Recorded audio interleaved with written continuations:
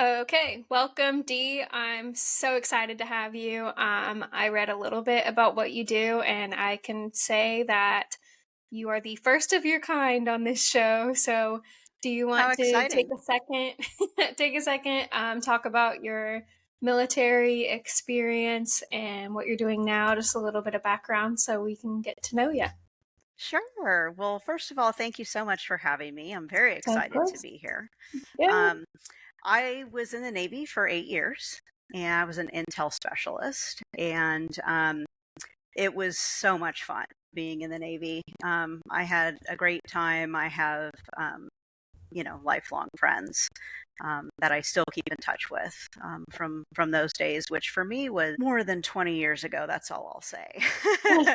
It was a long time ago, but it was fun. And Intel, unless you're going to go work for the government, doesn't transfer super well directly as a profession into the civilian world. And it was a big adjustment to go from civilian to or to go from military to civilian world. I think everybody who spends any time in the military has a tough adjustment. But Yeah. so what I do now is I'm the president of Davis Consulting Management Group and the president of Yellowstone Professional Education. So we serve the construction industry. So I'm a mechanical engineer um, and a certified energy manager, and I work in the construction industry, mostly in very large commercial and industrial clients. And it's a lot of fun.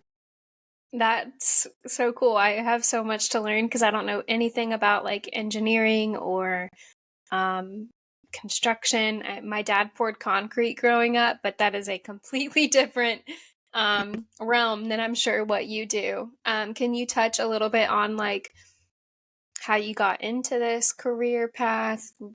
I guess how long Yeah. after leaving the Navy did you get into construction world? It took a little bit. So Mhm. I tend to get bored very, very easily, which was one of the reasons why the military is great because it's never a dull moment in the Yeah, military.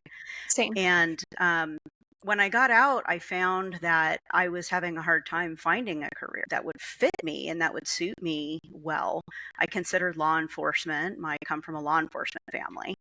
I considered that. I considered government service and a number of other things. And I ended up doing real estate and escrow and, things having to do with real estate. That was fun, but it wasn't where I was meant to be. So I kind of fell into construction by accident. My dad was a civil engineer, but I was never that great at math. Like, it was the one subject that I always struggled with. And I love telling this part of my story because for all of you out there who think I can't do that, it's too hard, I'm not good at math, I don't like math, that was me. That was me. All through school, through high school, I avoided math as much as possible because it was the one thing I had to work hard at. And I met somebody that had a general contracting business and just said, look, I think you're going to be good at this. I want to teach you. And I started learning carpentry and how to read plans and all of that stuff. And I found that in applying it directly in the field, using a tape measure out in the field, all of a sudden math became easier because it was Mhm. directly applicable to something I was doing. So I kind of fell into construction sort of by accident. I didn't really think I was ever going to be there. And it was probably 4 or 5 years after I got out when I found my calling. And it just, as soon as I got there, I knew that's exactly where I was supposed to be. And it's Yeah. been a great journey.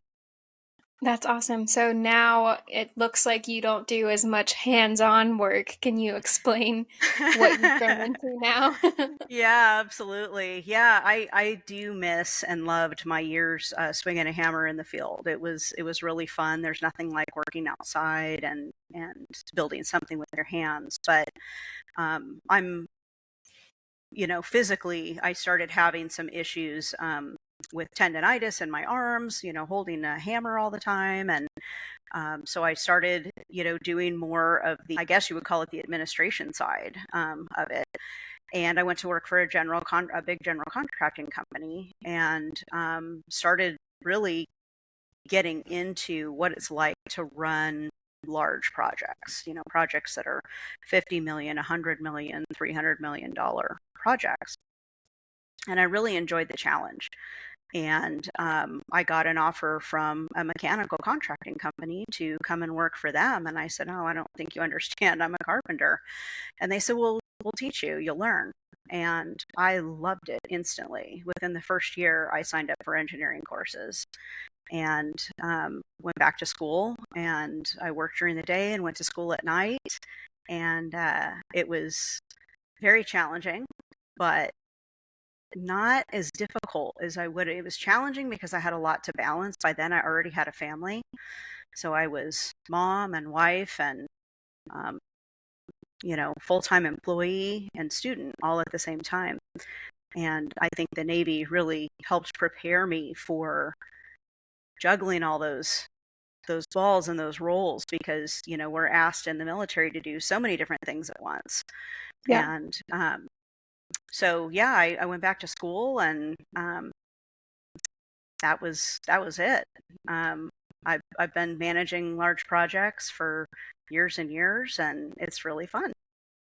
That's amazing. Can you define what's your definition of a large project? Oh, that's a really good question, because I have I've worked on everything from a uh, home improvement type project to, adding some square footage to people's Mhm. homes, all the way through doing a $800 million project, just shy of $1 billion.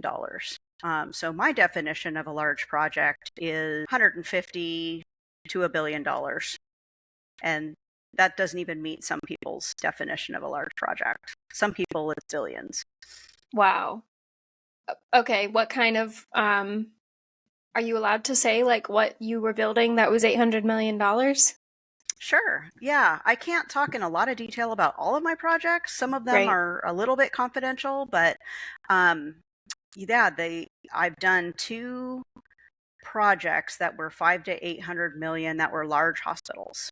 They were Wow. brand new, like 10-story, enormous, 500,000 square foot hospitals. Those were volume wise, dollar wise, the biggest projects that I've done.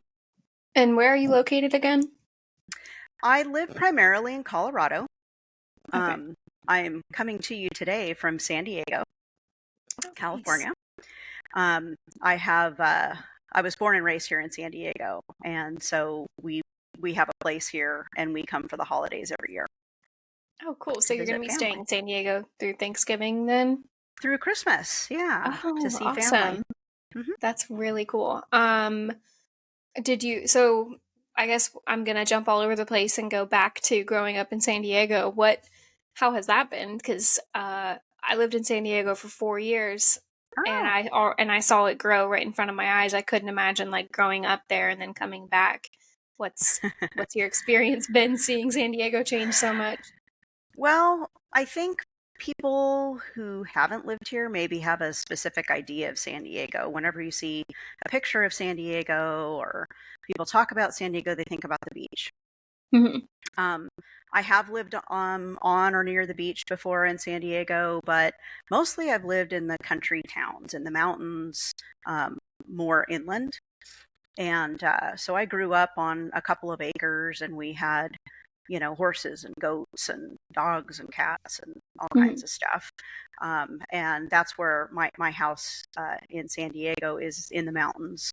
And, very rural area, has grown up a lot. The little town that Yeah. I grew up in has housing developments and um, much busier than it was. I grew up on roads that I grew up riding my horse on, dirt roads, and back roads and stuff. They're all paved and have houses now. So Hmm.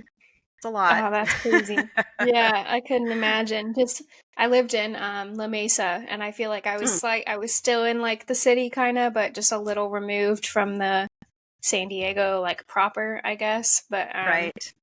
Yeah, I think people forget that like there's still so much once you get like 10 miles inland from the coast. It's so much Hmm. more like rural and scenic mountains, open land. Yeah, there's some really beautiful spots in San Hmm. Diego, and I'm fortunate to, be able to call one of them home. Yeah. Um, so yeah, it's very nice to have a nice quiet place to go. Did you join the Navy from San Diego? I did. Oh, Um, okay. yeah, and And I went to where boot was camp your in training? Orlando. Yeah, Oh, okay. Orlando. Yeah. Back in the day, there we had multiple locations. Only one for women at that time. That women went to Orlando. But yeah, we had sister companies and brother companies in our training because it was both men and women in Orlando. Very cool. And your like the group that you trained with was all female? Okay. In boot camp, well, at least when I was in, I don't know what they're doing now, but in boot camp when I was in, it was you have your company was either all women or all men, and then we had companies that we would kind of group together with, and I still remember my company number, K126. I don't know why I can't forget that.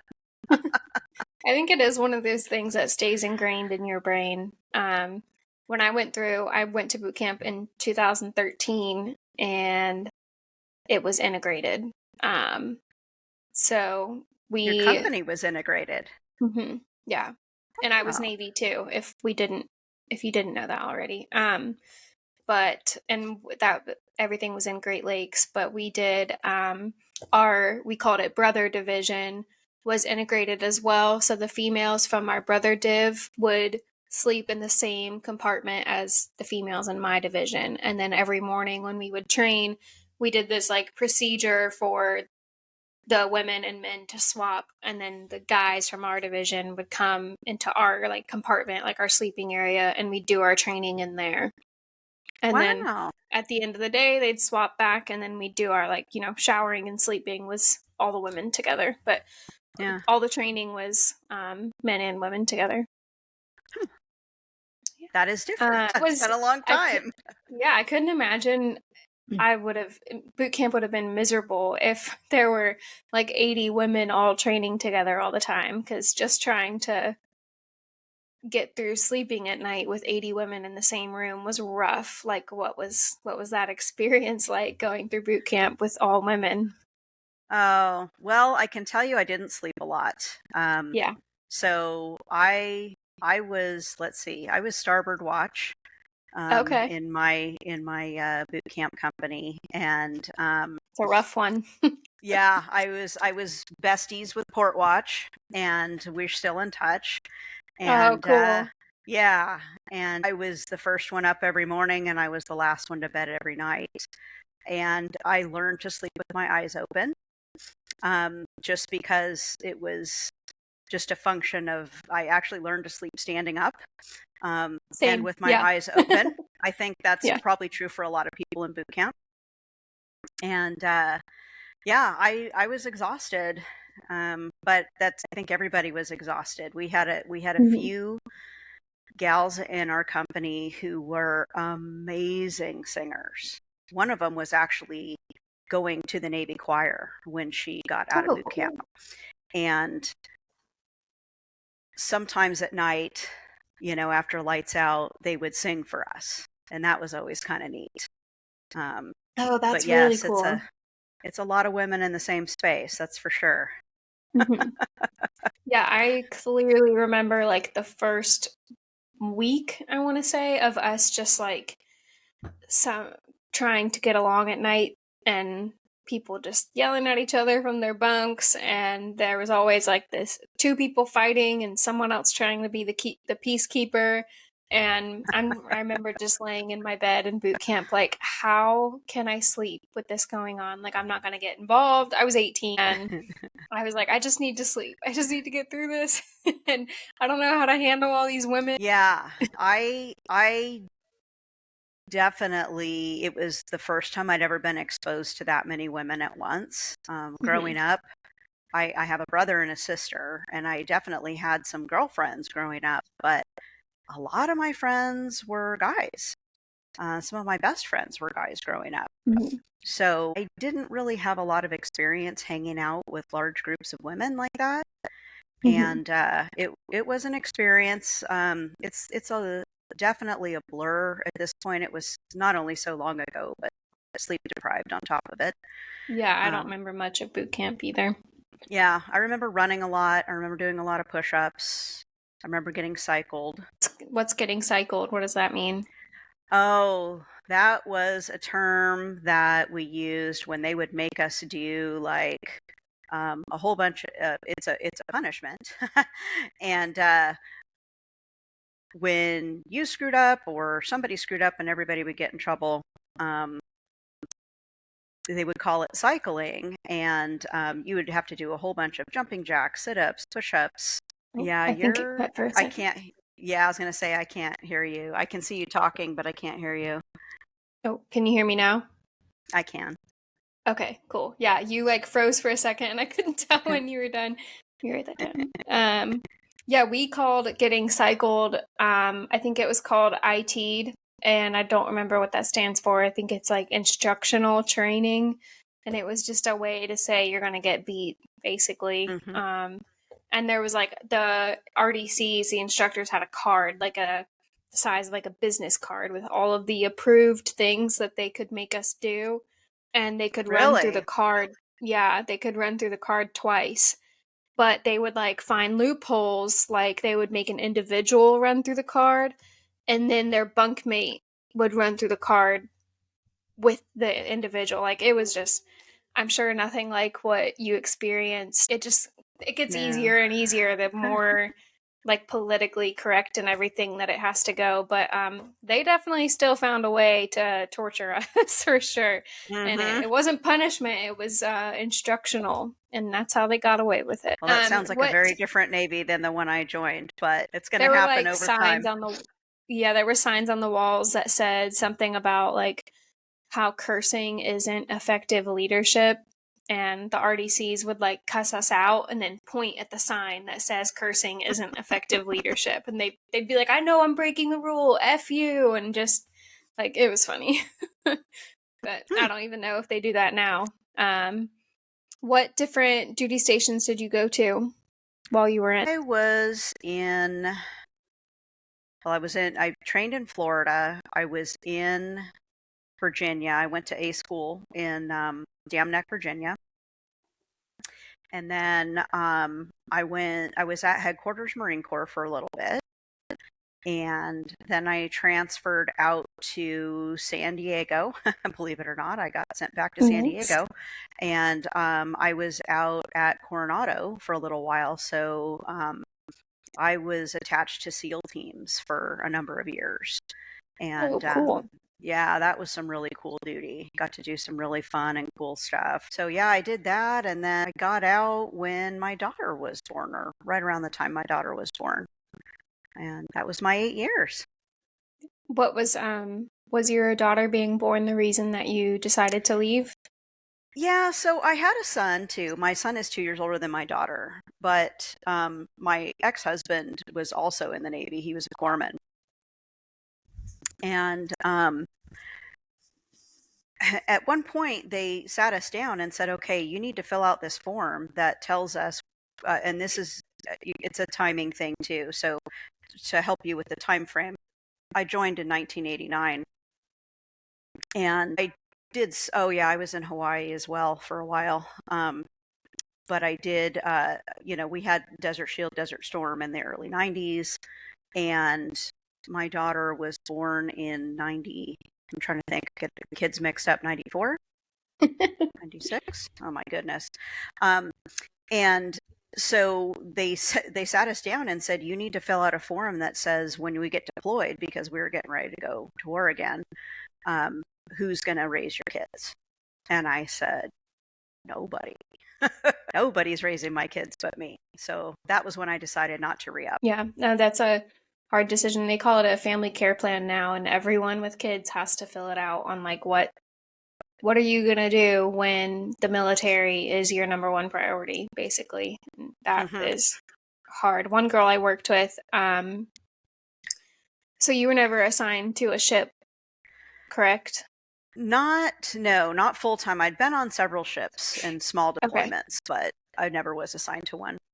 Okay. But basically once we started doing workups, um which for like anyone listening that doesn't know what workups are, it's like the ship going out several times, well, dozens of times in a year basically to get ready for deployment. And um once we started doing workups, there was a girl I worked with. She was in E6 when I was in E3, and she had to send her two kids home to Florida so that her mom could watch them for like 2 years. And that was heartbreaking just to witness all of that going on. But she knew that's like what would be the best thing to give her children the most stable um, home life, basically, even though Yeah. it meant being away from her. But that had to have been hard because she was a single mother at the time, too. Oh, brutal. Yeah. Yeah. Yeah, Um, it's something I definitely didn't think about being young yeah. and not thinking about things all the way through, I guess. Hmm. Having me and my ex-husband both in at the same time, I just never thought about it. And Hmm. until they put the paper in front of us, and I said, "Oh, heck no." Yeah. Looking back now, it seems obvious that we should have thought of that. But, you know, our country at that time, had been at peace for more or less um, for quite a while. But, Hmm. I was in a very deployable position, and as was my ex-husband. So, What was it like being a woman working with Navy SEALs? um, I can't talk a lot about that, but Yeah. all I can tell you is I got to do some super cool stuff. Yeah. Did you feel like, I guess, just from the like fact that you're a woman working around a Navy SEALs, which at that time no women were allowed to be even trained to be a True. SEAL.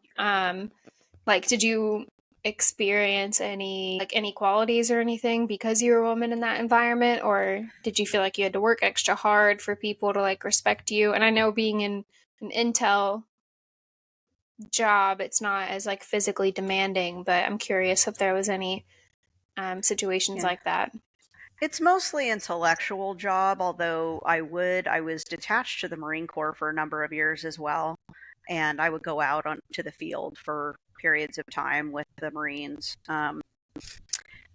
Yes, the job isn't really, a physical job. I was trained in a lot of the physical things, but that wasn't my definition of my job. So Mhm. I did not really. Yes, I definitely always felt like I had to work hard to earn respect, and I was very often the only female. Um, and I would just sleep on the floor in the barracks, you know, or I'd sleep on the ground in the field like everybody else.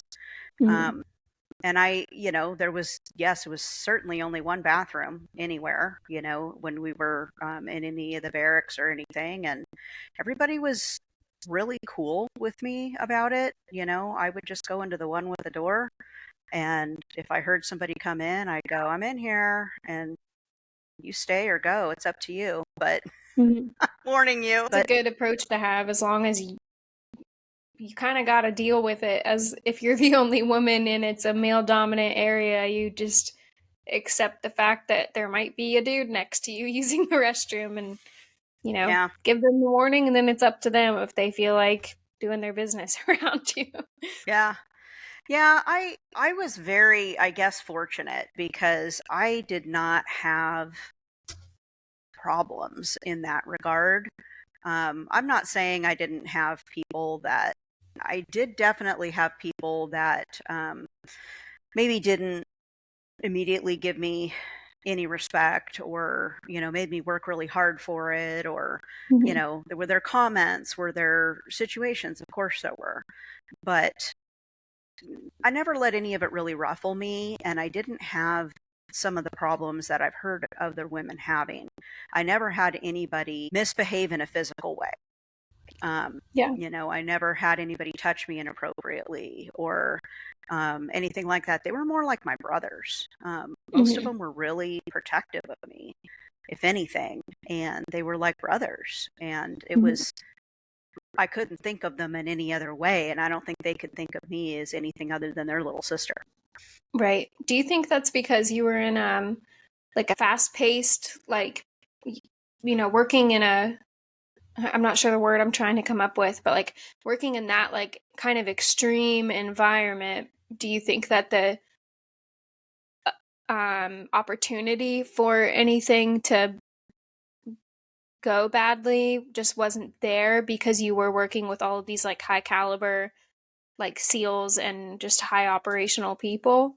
Or like what do you think was like the reason that you didn't have negative experiences? I don't want anything that I say to come off like victim blaming, because I would never do that. Right. I, Yeah. so take that in the context for, anything I say in that context. But I think, and I've honestly experienced more problems in the construction industry than I ever experienced in the military. Um, I think part of that is because to some degree, people in the military at least think there's going to be consequences for bad behavior. And I definitely know there's lots of stories out there where that's not true. But Hmm.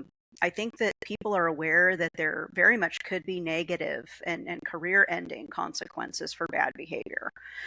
But I also think that as women, how we respond to situations matters. So when I have a man, and this doesn't happen to me so much now that I'm older, but when I was younger, it did.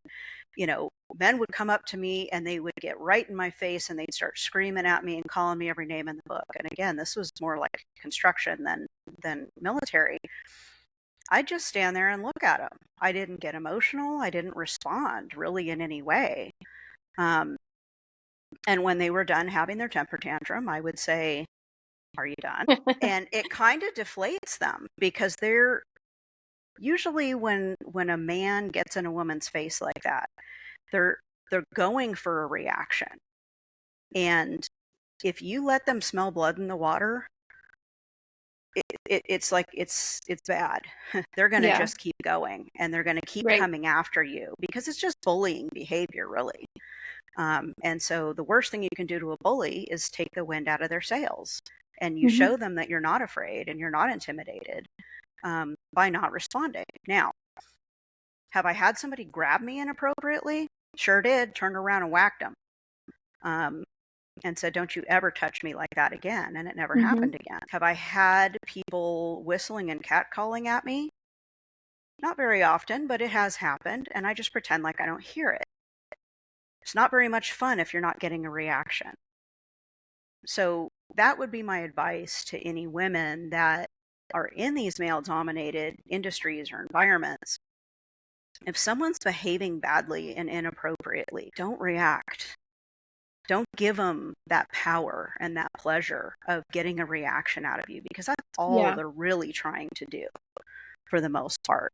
And if anybody crosses a line, if somebody would have grabbed me twice, I would have reported them. Happened one time.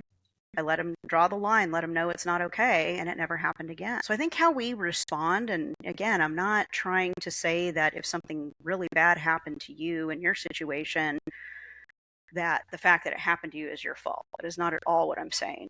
It's Right. never your fault. It's always the perpetrator's fault. But we can prevent a lot of it from escalating by how we um, act and react, or maybe don't react. Hmm. Yeah, I completely agree. And it's a hard way to word it too. And I think you did a very good job at explaining that. I get like a big like question, or this like internal conflict that I have about women in the military and just like the negative things that can happen to them. And I am constantly thinking about like what's the answer to prevent these things from happening to women. And I'm always thinking about like what can I tell women in the military to do so that this stuff doesn't, that's literally like the opposite way. I should be thinking the opposite way. And same thing when like sexual assault training started becoming more popular in the Navy. It started off with like, here's how to not get assaulted, and then it slowly turned into, here's how to not assault someone. And Become, right. yeah, And like, this is what assault is, and it's bad. And if you are like in a situation, try these things to get out of it. But and that's the exact mindset that I think all of us need to like try to be more mindful of, is like, instead of thinking about how can we act better so that we don't get hurt, someone in general, not just women, and just thinking like, how can we recognize signs of someone that would cause the hurt, and preventing that and protecting, like stopping the perpetrator instead of teaching the victim how to defend themselves, if that makes sense. Yeah, it's a little bit of both. Mhm. Unfortunately, the society in our society, women are always the cause of the problem. From the time we're Yeah. born, we're taught that everything's our fault and that, all blame is assigned to women for absolutely everything.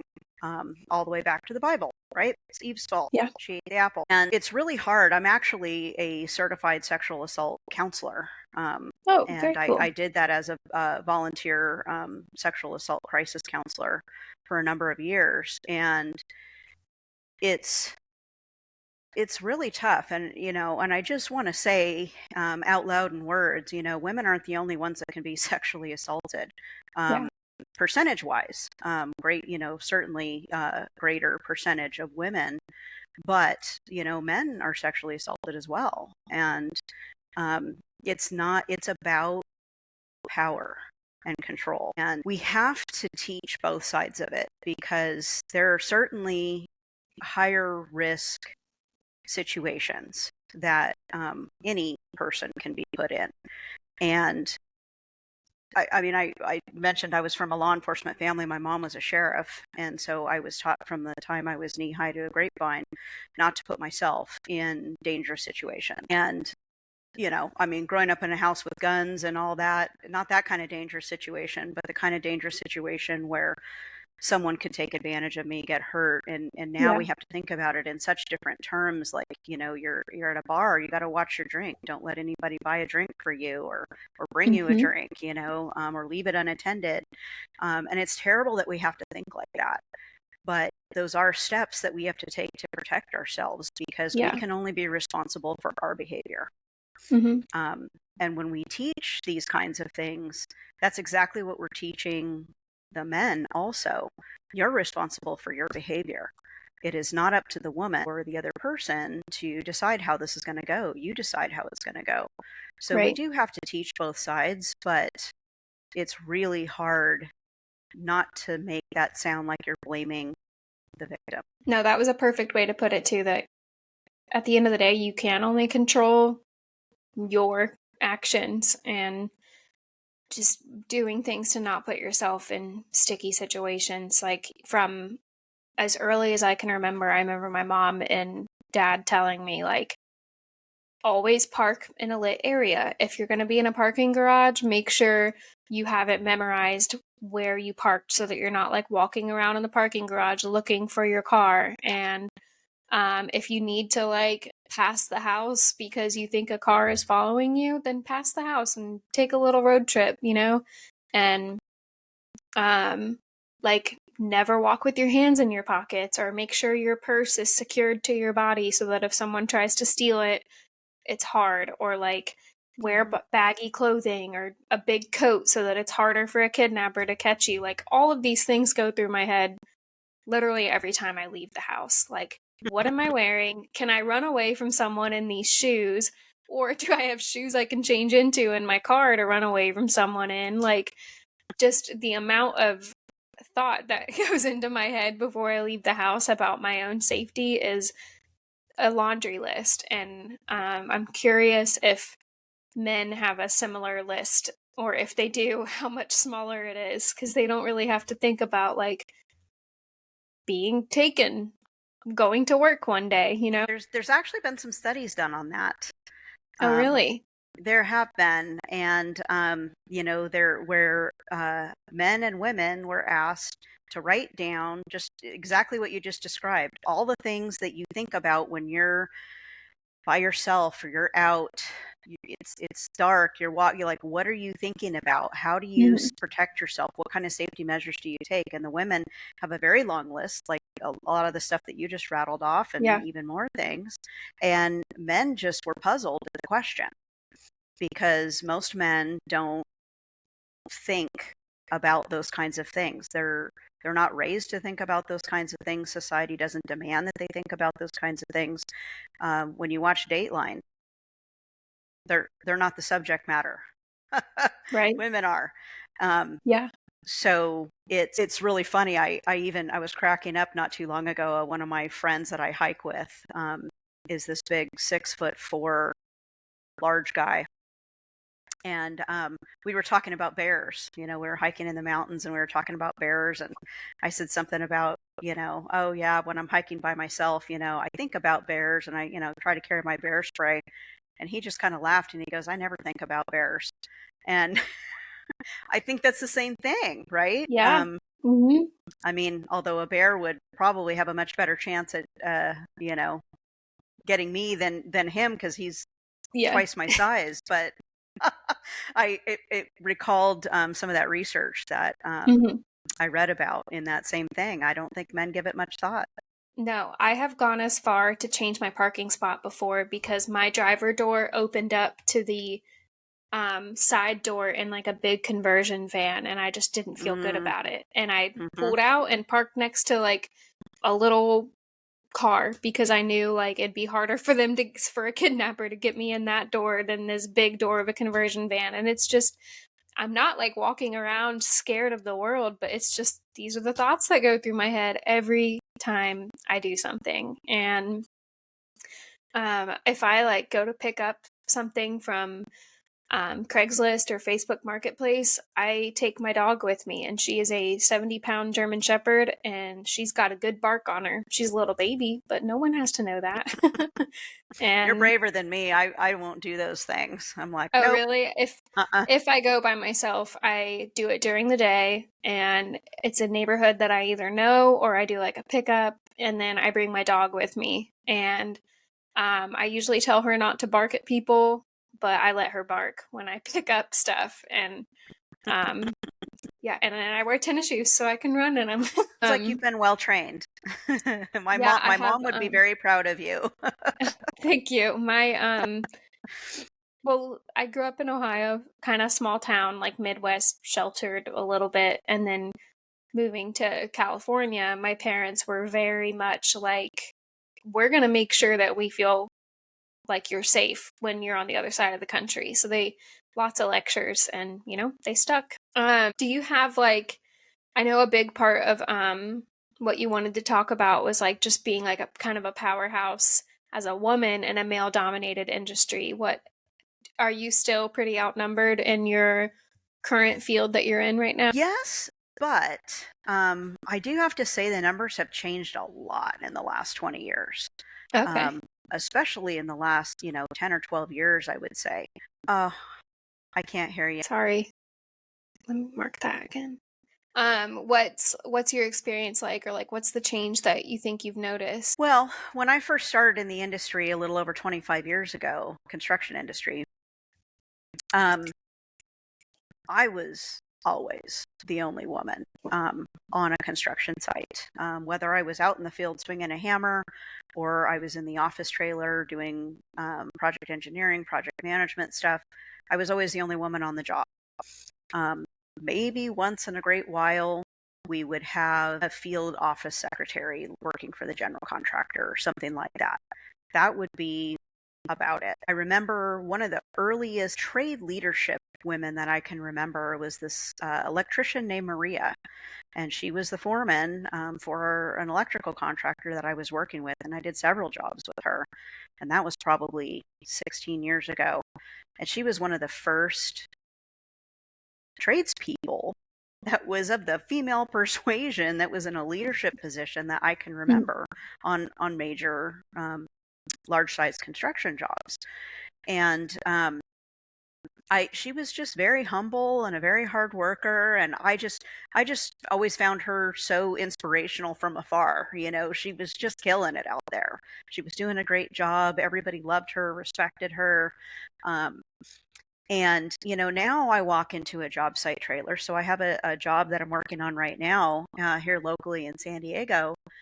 I walk into the job site trailer and it's probably 20% female. That's not Um, horrible. no, it's great. I mean, Yeah. compared to the 0%, Yeah. it's fantastic. Yeah. And the gals that are in that trailer are all in leadership positions. They're leading engineering teams. They're, you know, leading meetings. They are in charge. And they're killing it. They're doing a fantastic job. The job that I finished last year, I bet you I was probably closer to 40% female on that job. Same, and Wow. we had female trade leads on that job. We had engineers, project managers. You know, we had all kinds of women that were in leadership positions. The head of engineering was all the lots of women. Um, so it depends on the job, and it probably depends on the environment a little bit, but a huge difference Yeah. from even 10 or 15 years ago. I was reading, I feel like I get information from so many sources. I can't remember what I heard it from, but there's something along the lines that like the woman brain can just handle like not just organization, but like kind of on the project management side of things and just like visualization and then putting the tasks, in order and just like kind of getting things done, but more on like the administrative and mental side. And then the, men are better at like physically getting things done. So that's really cool to hear that like women are kind of growing into those roles in more like what you would consider male dominant industries. Yeah, I can tell you. In fact, we were just talking about this on one of my projects the other day. We were waiting for some people to come into the meeting, and I was talking with some of the guys, and we were talking about how, yeah, how there's so many women in leadership positions on this project, and how different it is because most of us are a little bit older, and so we've seen it evolve over the years. Mhm. And, you know, I said, you know, women are naturally, and again, this is statistically, better at problem solving, multitasking, organizational skills, planning, all the things you need to be a Yeah. project manager, and a good project engineer as well. So it's not surprising that women are killing it in these roles in the Mhm. industry because they are very good at these things statistically. One of the things that I see men really struggling with is multitasking. And I always find it kind of personally satisfying. I'm a great multitasker. I love multitasking. And there's been a lot of studies done on multitasking in general and how effective people can be in multitasking. And I think definitely it's a person to person thing. And Mhm. women statistically are better at that. So it's a good thing in Yeah. construction. What tasks do you find that in construction beyond the physical, I guess, that men are better at still? Men are also good, very good at problem solving. Um, I think, you know, and of course it depends person by person, but there's a lot of men that I've worked with that are really good at like 3D visualization. I guess I don't know any other way to say that. I'm not as great at 3D visualization. It's something I struggle with. Mhm. But a lot of men they can build it in their head. My Yeah. husband is one of them. So my husband was a pipe fitter for 37 years, and um, he can look at a plan, and he can figure out how to build and organize the entire space in his head before anything gets put on paper. No, that's really good. Now that you said that, I can picture like my stepdad used to rehab houses and then my boyfriend's father as well. And he can walk into our house and be like, this is what you need to do in this space. Tear down this wall and put a little bar right here and just like and he'll say it and I am just mind blown and the current house we live in is a townhome, and he helped my boyfriend remodel it before me and him got together, and they showed me pictures of the house before they remodeled, and you would have never guessed, at least I wouldn't. I'm not good at that stuff. I'm not good at like visualizing things that don't exist. Mm-hmm. And I was like, how did you guys know to do this? And his dad looked at me and he was like, it's easy.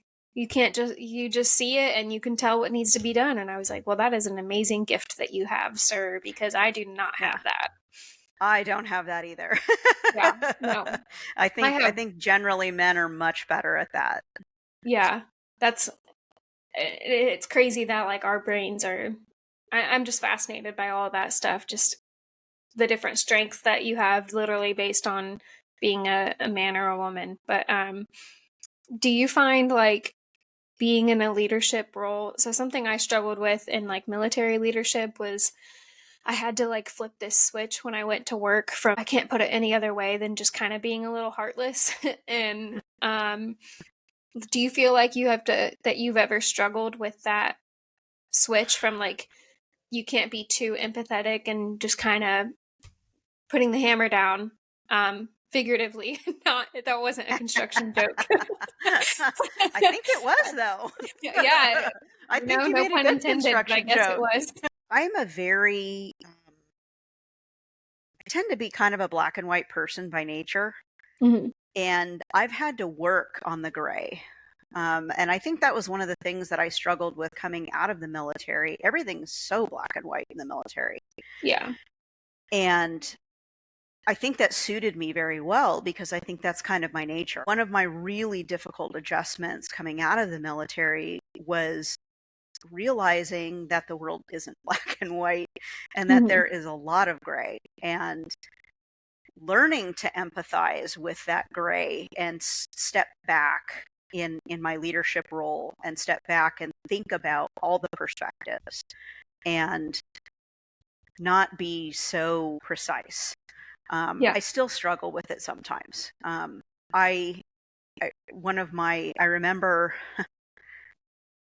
I was working on a job site and I was very frustrated with some vendors that I was working with, and I wasn't that long out of the military, really. It took me a long time to work the military stuff out, I guess. Mhm. Working with these vendors, and I would say, okay, I need this thing by Tuesday. And Tuesday would come and go, and they just didn't do it. And then I'd call them up and I'd say, hey, where's the thing? And they would just say, oh, yeah, I didn't get to that. I'll do it next week. And that would get me really upset, because the military doesn't work like that. You know, you Yeah. say something's due Tuesday, it better be done at least by Tuesday, if not before. Mhm. And I remember getting really mad, and I remember my boss taking me aside and saying, look, you have got to just take a breath. And this is not the military. People are not going to, you can't command them to do things. You can't command Yeah. results. You have to work with people. Mhm. Um, and so I would say that I had problem with the opposite, that I had to really like take it back a few notches. And I have been accused very recently of being rigid. On a project, I had somebody say to me, you are so rigid. Why can't you be more flexible? And I thought, this is me being flexible, but that I don't know what that says about me. But I'm also, a lot of my clients. I work in environments that are not flexible. They're GMP or FDA regulated environments, and things have to be done a certain way, which Mhm. is, I think, why I'm attracted to that kind of work, because it's pretty black and white. There's Mhm. really only a couple of right ways to do things, and it takes a lot. To me, it just takes a lot of the questions out of it. You just know what to do and you just do it. Mhm. Um, so I would say that for me it was the opposite, but I could see, most women are, I would say I don't even say most women, that might not even be fair, but a lot of people are peacemakers, right? Yeah. They want everybody to be happy. They don't want conflict. And so it's natural for people who are peacemakers to have a hard time making decisions or have a hard time having hard conversations with coworkers, with colleagues, with subordinates, because you have to have conflict. You have to Hmm. have, you have to talk about the hard things. Hmm. And that's one of the things that I just love to talk to people about, because one of my favorite sayings is, if that conversation is making you really feel icky and just be like, ooh, I don't want to have this conversation, that's how you know it's important. That's how you Hmm. know it has to be done. Yeah. Because those conversations, they have to be done in the correct way and in a respectful way. Um, but they have to be had, Yeah. especially when you're in a leadership position. Yeah. Absolutely. That made me think about like, I completely agree with you. And I had the hardest time in my early years in the Navy, like figuring out how to put the peacemaking aside and just being like more, becoming more black and white, and um, just being able to say like, no, this is the way we're doing things, and having those hard conversations. And I remember right before I would go to like counsel a sailor, and I had to like make myself mad because I couldn't just go in there, like I'm typically a laid back, happy person. And I couldn't just go in there and be like, you are really bad at your job. And like, no one's going to take you seriously. So I would really have to give myself this like pep talk before going in so that I would be able to be like stern and hold my ground and have like, I would think of all of these rebuttals that they would have. And anyway, I had to teach myself how to be more like black and white, like you were saying. And now that I'm out of the military and I'm in like the most creative, happy, free flowing career field, being a wedding photographer, I'm unlearning everything I just was for 10 years in the Navy. And now I'll catch myself talking to like wedding planner or the DJ, and I'll just be like, no, that's not what we're doing. And I'll be like, I'm sorry. Yes, whatever you want. I'm chill. I can go with the flow. Like, just this little, that's, I'm only, what month is this? November. I'm 2.5 months out. So it is a struggle because you just can't, for, like you said, most civilians, you can't just like talk to them like you talk to people in the military. They don't respond well to it. And, one of my close photography friends, she used to be a police officer, so she gets it, and I can like vent to her, and we can both talk to each other pretty direct and bluntly. But like if I talk to another photographer that's like some high school student or college student being a wedding photographer, it's just a whole new world that you have to adapt to. Well, I would say don't let it go entirely. I mean, Yeah. it's a good skill set to be able to draw on Hmm. with any relationship, Yeah. because, we have to be able to communicate succinctly with people from all of our walks of life. Hmm. And, you may find yourself in a situation where you're dealing with a planner or a photographer, or, the photographer or whatever, that is very pushy. Maybe they just have a pushy nature, and, Hmm. you can't let yourself be run over either. Yeah. Um, and, No, to and that's, maintain good relationships in your personal relationships, you've mhm. you know, N- got to stand yeah, up for that's one yourself of a little bit. my, yeah, absolutely, I agree with you. And I tell my couples like on their wedding day, I'll be like, look, whatever you need done, especially if there isn't a planner, because not everyone can afford to have a wedding planner. I'll be like, if you need someone to tell the florist that their arrangement looks horrible, let me be that person, not you. Like, Yeah. let me be the bad guy, because I have no problem telling you straight up how it is, even if I might be fracturing a relationship with someone else, because my number one priority is to take care of the couple on that day. And Yeah. or like if you need me to yell at your uncle for getting his camera out and getting in my way, I will. But if you're fine with him being next to me, we'll be best friends all night, but like you tell me what side Yeah. of me you want and I'll do it for you. Well, you're So it's very clear on definitely, who your client is, so that's good. yeah. um okay, last two questions I ask are advice that you would give to a woman joining the military, and then advice that you give to a woman stepping into business. Um, Advice for a woman entering the military. I mean, other than I wouldn't trade my experience for anything. It was a great 8 years, and I think it has been very formative to my entire life, my Hmm. personal life, my business life, my entrepreneurial life. Um, I think it was just a fantastic experience. So I definitely would advise if you're considering it. It's there's so many benefits. I would just say that, you would have to also counter that with the realization in this day and age that, when I joined back in 1989, women weren't allowed on ships unless they were hospital ships. I don't think women are still allowed on submarines, but I don't know that for sure. They are. They are now. Okay. Hmm. I got to do a lot of things that were at that time considered very pioneering for women. Hmm. Being, deployed with Marine Corps units and going out in the field, and some of the ship duties that I did do were technically not allowed back then.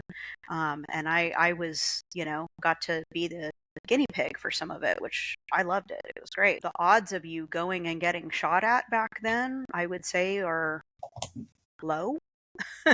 Yeah. I don't think that's true anymore. Hmm. And I am in favor of women being able to do all the things that men can do in the military. Um, I know there's a lot of discussion about that, but like I said, in my experience, they were brothers to me. They had no doubt that I could do my job adequately, and I had no doubt that they would do their job. And I didn't need them to do my job for me. I didn't need them to protect me, Hmm. which I think is the fear, is that, if the woman's not able to do their job adequately, they're going to be the weak link, and then the rest of the team's going to have to take up the slack.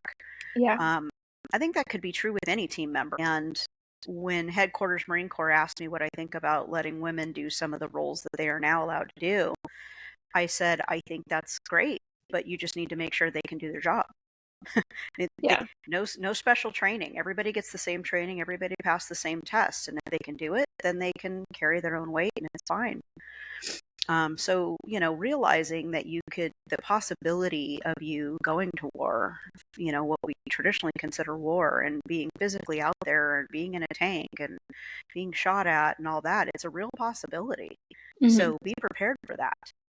Be prepared for the fact that you're going to have to sign a piece of paper that says somebody else is going to raise your children while you're deployed. That was an eye opener for me.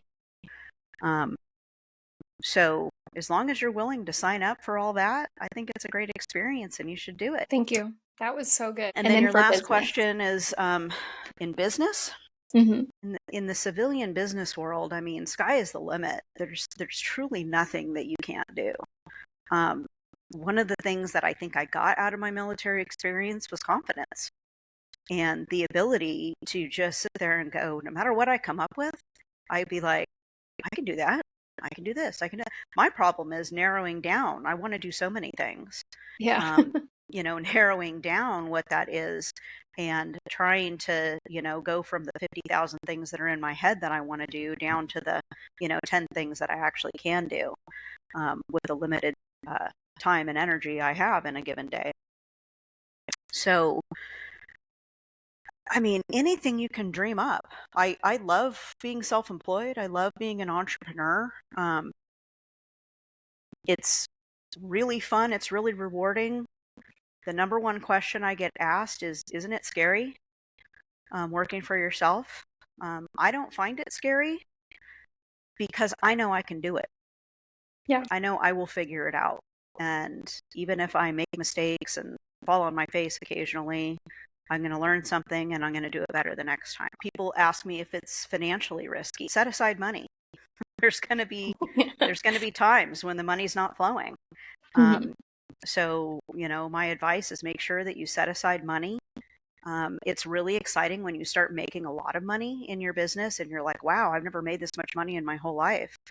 I make 3 times as much self-employed as I made as an employee, and that's wonderful. But you have to take into consideration the fact that, I may have gaps where I'm not working as much. This time of Yeah. year, I tend to work less. Jobs get Mhm. quieter at the end of the year. The construction industry gets very quiet in November and December. So I work less at certain times of the year. Everybody's going on vacation, meetings get canceled, new projects don't start until after the first year. So, I might go 3 months of being sort of employed. Um, it's fine. Sounds exciting. Sounds like a vacation, but it's really not Yeah. because you're working hard to get your next job. There's a meme that's gone around that's like everyone wants to be their own boss until they get a $10,000 paycheck one month and then $500 the next month, and they realize it's not as fun as you think. But that is the realization of it, but also just like project and you'll be okay. Like just Well, be and don't forget about the taxes. Oh my yeah, goodness. Get a good accountant, one that will tell you what your taxes are going to be every quarter well in advance and remind yeah, you to pay them. Um, I've had it happen to me a couple of times where I don't have that accountant anymore, but it happened a couple of times where she kept telling me, no, no, no, you don't owe anything. It's fine. It's fine. And then at the end of the year, she's like, here's an enormous tax bill. That was like my entire savings account. Um, that was very scary. And that happened a Mhm. couple of times. So, um, My bookkeeper told me that she has some clients that don't want to pay quarterly so that because they only want to write one check, and they would rather write one check at the end of the year. In Maryland you get like a penalty, you get additional penalties. tax for Mm-hmm. not paying quarterly. They would rather Yep.